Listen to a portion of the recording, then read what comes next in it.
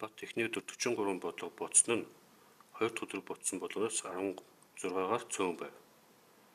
Бат 2 өдөрт нийлээд хэдэн бодлого бодсон бэ гэдэг бодлого өгд. За Батын эхний өдөр бодсон 43 бодлогыг хүчмээр төслөвл за ингэж төслөгдөнө.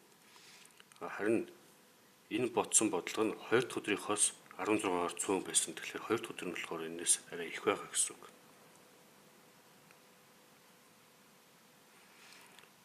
За тэгээд харах юм бол энэ илүү гарч байгаа гэсэн 16-тай тэнцүү.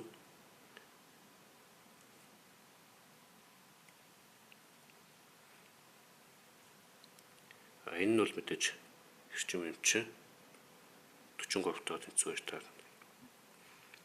За тэгэхээр 2 дахь өдөр бодсон бодлогын хэмжээг бид яаж олох вэ гэхээр 43 дээр 16-аар нэмээд болно. 59. Өөрөөр хэлбэл 2 дахь өдөр нийтдээ 59 бодлого бодсон байна.